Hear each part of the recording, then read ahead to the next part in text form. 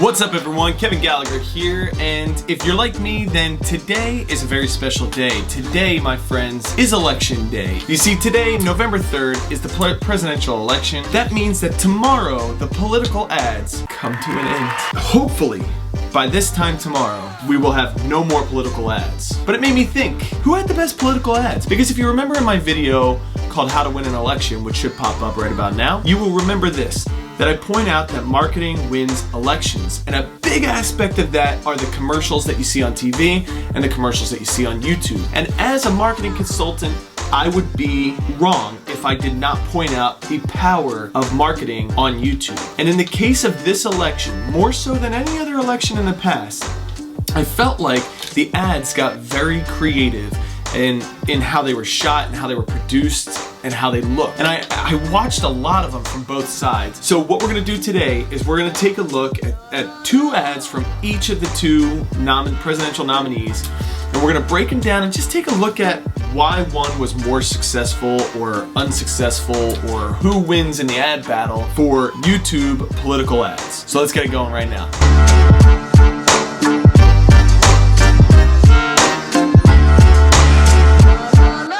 So first and foremost, something I want to point out is this is not going to be a political video. In no way, shape, or form am I going to be telling you how to vote, who to vote for, who you should have voted for, who should or should not win. That is not what this is about. This is just simply looking at the types of ads the two candidates put out, specifically on their YouTube channels, and seeing whose ads would appeal to more people. People use YouTube for millions of things. They use it just for entertainment purposes. I watch YouTube probably more so than I watch my own TV. I love sitting on my couch, going onto YouTube on my iPad, and just watching videos by really clever creators like Elle of the Mills. I still get down with some Casey Neistat, Colin Abroad. If you've never watched Colin Abroad, go watch Colin. I'm gonna put a link to Colin Abroad in my description below because he's awesome. But if you're a business owner and you have knowledge that you can share, put it on YouTube.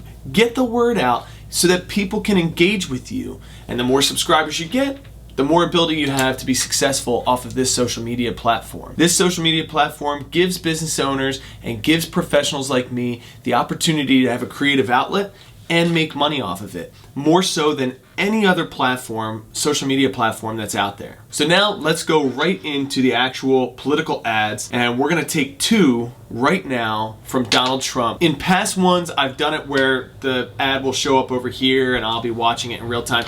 I'm gonna show you the ad in its entirety and then we're gonna talk about it. This one was the one that stuck out to me the most. It's called Odds Are You're One of These People. Okay, odds are you're one of the people in America who's better off today than 4 years ago. And now you got some smug Democrat calling you racist and trying to jam one hand in your face and another in your pocket. So at a time when taxes are down, jobs are up, and the economy is way up, it'd be nice if there were a candidate who had more to offer than making you pay for other people's stuff. Well, the Eagle has landed. Say hello to President Donald J. Trump. He ain't just making America great again. Trump's doing things no president has ever done before. He's keeping promises, protecting the courts, defending the border, rebuilding our military. Stuff Joe Biden never did in 47 years. This president is 6'3" up. Let's put America first. And oh yeah, immigration, jobs, drug prices, nobody's got better numbers. Look, the game has changed, and the Democrats are officially crazy. So make America great. Stand with Trump in 2020. Now, I know that so many people cannot stand Donald Trump, and I get that. My first question is, what height is Donald Trump? You're telling me this man is 6'3"? I can't believe Donald Trump is 6'3". I am 6'1", and when I look at Donald Trump on camera, he looks like he's maybe 5'8". You know, like he doesn't look like a tall person, but 6'3", he's a tall man. Here's what I love about this video and why it stands out so well. So a few things. One, their channel art. So channel art is very important when it comes down to making your brand show up. The actual thumbnail they use, it's very YouTube-y with, you know, it's got a colorful background, it's got a face on it, it has things that pop out. It's the very popular look on YouTube. I've noticed in my own statistics and trends on my YouTube channel that the videos where I have myself on the thumbnail are more successful than videos where I'm not on the. People click when they see a person. The other thing I love about this particular ad is the strong music behind it. It's almost like you're watching a Ford truck commercial. Think about Trump's demographic. Think about that Midwest Bible Belt demographic of person. This whole setup is for that. Like, for example, the line where it said, he has more to offer than making you pay for other people's stuff. That line is such a Republican line because so many Republicans can't stand the concept of, you know, you taking more of my taxes in order to pay for an illegal alien who's coming to the country or something along those lines. His team did a fantastic job putting this together. They know the demographic and they went after it. Let's see the second video that they put out that I thought was a great video for helping the cause of Trump. What I really came down here for is this. I've heard a whole lot of people in here talking tonight about this group and that group and domestic violence and blacks, these minorities and that minority. What I want to know is, when are you all going to start standing up for the majority? And here's who the majority is. I'm the majority. I'm here to stand up for the law-abiding citizens of this community, because I'm going to tell you that what's going to happen. You can take the guns away from us all you want to. You all write a law, I follow the law, I'll bring my guns down here, I'll turn them in. But here's what's going to happen. The Crips and the Bloods on the other side of town, they're not going to turn their guns in. They're going to hold on to them. And what's going to happen when you have to send the police down there to go take them? It's what I see. We demonize the police, criminalize and vilify the police, and we make the criminals into victims. And we're talking about restricting guns? How are you going to do that? You're not going to be able to go down here and take these guns from these criminals. So the criminals are going to hold on to their guns. They're still going to have them. They're still going to break in my house, and they're still going to shoot me with them. And guess who's going to be the one that suffers? It's going to be me. Well, I'm here to tell you tonight, it is not going to happen without a fight. And when I say fight, I don't mean shots fired. I don't mean fist thrown. I mean, I'm going to come down here to this city council and raise hell just like these loonies from the left do until you listen to the majority of the people in this city. And I am the majority. The majority of the people in this city are law-abiding, and they follow the law. And they want their constitutional right to be able to bear arms. Because the bottom line is, when that Second Amendment was written, whether the framers liked it or not, they wrote it for everybody. And I am everybody. And the law-abiding citizens of this city are everybody. And we want our rights, and we want to keep our rights. And by God, we're going to keep them, come hell or high water.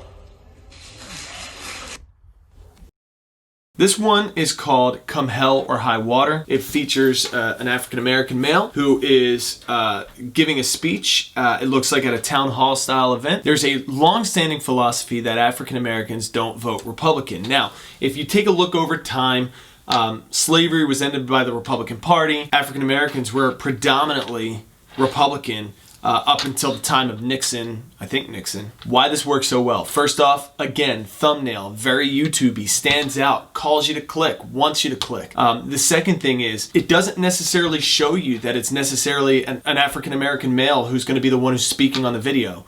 So you click into the video, you're watching somebody who you're not expecting that would be talking on behalf of President Trump. And they're mainly talking about people trying to come after them for gun control and so on and so forth. Once again, an inner city area of Atlanta, because that's where this is being filmed, and you have somebody who's an African-American male basically saying he's going to be voting Republican, and one of his number one reasons why is his desire to keep his guns. You take that into account with the upcoming election, this type of a video is going to 100% grab your attention, lock you in, and you want to watch. And then they're taking the most powerful parts of what he's saying and they're putting them in big bold letters on the screen so you can't miss it. You're being engaged on several different senses while you're watching it. Really well done ad. So let's go ahead and search for Joe Biden now. Let's pull up his channel. Now, right off the bat, One thing I want to point out, Joe Biden's channel artwork, the general artwork, is better than Donald Trump's artwork. Joe's got his, $1 million smile because I think they paid for those teeth. And just the channel artwork in general, the branding of it looks great. But as you scroll through his channel and his ads, the artwork on them, it's not as YouTube-y. It doesn't grab your attention the way Trump's did, And so I would say if we're going just on thumbnails and we're going just on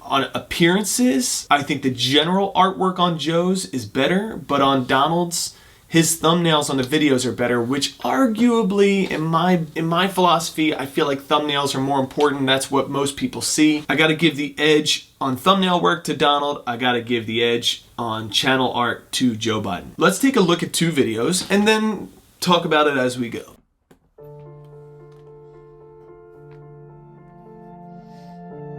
America has been knocked down. Roughly 25 million people are still on unemployment. Millions more people have lost hours, pay, health care, or the small business they poured their heart into. This is a crisis. And you're probably looking around wondering, where do we go from here? What now? But this crisis is also an opportunity. We can imagine a new American economy that works for all of us, not just the super wealthy. We can give American families the tools they need to get back on their feet. We can build back better. And Joe Biden has a plan. It all comes down to one word: jobs. President Trump has incentivized companies to ship American jobs overseas. This is Sophia. She used to work at Boeing, designing planes, but then Boeing sent her job, and 2,000 others, overseas. She had to go home that night and tell her kids she lost her job and their health insurance. Meanwhile, Boeing got over $30 billion in federal contracts and tax breaks. Joe Biden will make sure big companies pay their fair share in taxes. He'll penalize American companies that ship jobs overseas just to sell products right back to the United States. He'll reward companies that invest in and create jobs right here in America. And Joe will give federal contracts to American companies. Instead of spending billions of taxpayer dollars on foreign construction contracts, he'll spend money here at home on American workers. He'll create millions of new jobs and revitalize the manufacturing industry. Sophia grew up in Texas on Lake Dunlop. Just last year, the lake's dam collapsed. Water rushed through, and within a day, the entire lake was gone.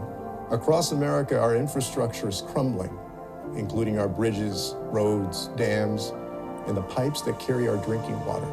Joe will create jobs to rebuild our infrastructure. Together, we will prepare our cities and towns to handle the effects of extreme weather while we take action to tackle the root cause, climate change. We will transform our power grids, and we'll achieve a 100% clean energy economy and net zero emissions by 2050. And all of these new jobs, they won't just pay, they'll pay well. Joe has a plan to strengthen unions so workers can unite, organize, and fight for their rights. We've seen in this pandemic the immense burdens placed on working parents, especially women and women of color. Sophia's youngest daughter is just 3 years old. Under Joe's plan, she won't have to worry about affording childcare because childcare will be affordable for everyone. Joe will also give older Americans and people with disabilities access to quality, affordable care, including home care. This will give our professional caregivers the wages and benefits they have earned. And it'll give millions of family members currently caring for their loved ones the option to join the workforce. It's the kind of support American workers need and deserve because they are the key to our economic recovery. Together, Joe and Kamala will create a stronger American workforce, a stronger middle class, and a stronger America. Okay, so let's talk about this ad. The music and the content merged together were fantastic. However, the music never changed. The music stayed somber the whole entire time. If I were in charge of the Joe Biden video campaign that we're seeing right here, when they start to talk about the work that Joe Biden's going to do, I take the music from the quiet and somber and I bring it up to the powerful, happy, energetic to try to keep people's attention and take them along in a story. That being said, if I were to take this ad and fix it up a little bit, the two things I would do are get rid of the la's and l's. The second thing I would do is fix the music. So now let's go to one where we have somebody who's speaking on behalf of Joe Biden. I want to try to find a video that is very complementary to the one we have for Donald Trump, where it's somebody maybe we wouldn't expect speaking on behalf of Joe Biden. So typically in past times, farmers lean towards voting Republican. Now, the main reason for that vote is because of the fact that farmers make a lot of money. In Hamilton, New Jersey, at one point, they had more millionaires per square mile than any other town in the United States. And the simple reason for that is the majority of farms here in South Jersey. Throughout the country, a lot of farmers typically vote Republican because of how it would affect them financially. So what we have here is a farmer speaking on behalf of Joe Biden, and let's see how this video pans out. Family has been farming in Wisconsin for 148 years. Trump ended over 100 years of family farming for me and for my neighbors. Joe Biden is looking out for the little guy. He knows how to get things done.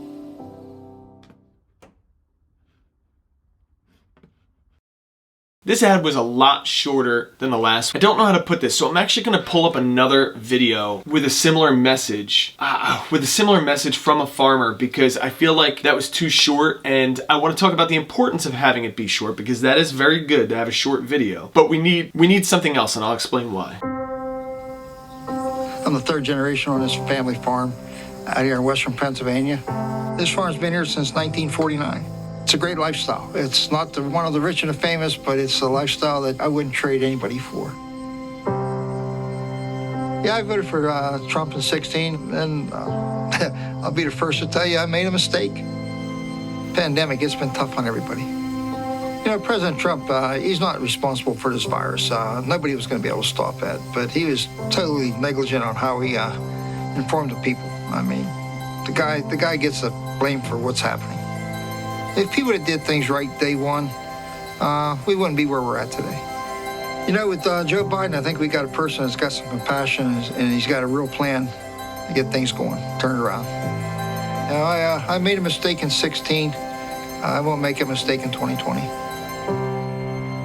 I'm Joe Biden, and I approve this message. Okie dokie. So we have two videos. Sorry to all the Donald Trump fans out there. It's not about how many videos, it's about the quality of the videos. And so let's break this one down, these two down. Now, first and foremost, let's talk about the thumbnails. Their thumbnails do not grab attention. Do they have a person in them? Hey Kev, you said that if there's a person in the thumbnail, it's great. Yes, they do. But it's a darker background. It doesn't grab your attention. It doesn't necessarily invite you in. With YouTube, you need some flash and some pizzazz. Okay, you need something that's going to stand out and grab people's attention. Now, the first ad being shorter, why I said that having a short ad is important is people's attention span is trash. A minute-long ad, if it's not grabbing somebody's attention, it is not going to hold them in. So having something that's maybe 20 to 30 seconds is a great idea, especially for an ad like this. 20, 30 seconds keeps people's attention. They watch the whole thing. My problem with the first video, which is a similar problem with the second video, is I hate when somebody says there's a plan but doesn't explain the plan or how, or, you know, there's no here's why it affected me. You know, it says that I regret voting for Donald Trump and I'm a farmer and so on and so forth. That's great. And if you look at the town in the second video, it's a Pennsylvania town. Genius move by the Biden marketing team to focus in on a Pennsylvania farmer. But I have no idea how it affected him. And we have no idea what the plan is in order to keep in place. And once again, they're using very somber music. Like, why? What's with the somber music? When he started to talk about Joe Biden being the answer to the question, why didn't you change the music to something more positive? And the only thing he said was, because he's got the plan to get the job done right. Like, give him what he should say. He's already going to vote for the guy, so tell him what to say. I get you want his own words. So let's summarize all of this as we've watched a few ads today. So hopefully some of your last political ads that you've watched for the year and for the next, I guess it won't be the end. I mean, it's the end of the presidential ads, which are the nastiest ones if you ask me. Long story short is this. Whether you are planning to vote for the imbecile or the incompetent, no matter what you're deciding to do here, doesn't matter to me. Truly doesn't matter to me. The only thing coming out of this commercial that I want to point out is Donald Trump's marketing team. Just the marketing team did a better job on their YouTube ads than I feel Biden's marketing team did. But let's have a conversation about it, people. I always say this every video. comment below. I want to know what you think. I want to know if you think I'm wrong, if you think Joe Biden had better ads. If you can find a better ad that maybe answers the questions of everything I said for Joe Biden, put it in the comments below. Let's have a conversation about it. So that's all I got for y'all today. I wish you the best, small business owners. Be small. Think big. Let's get out there and change the world. Have a great day, everybody.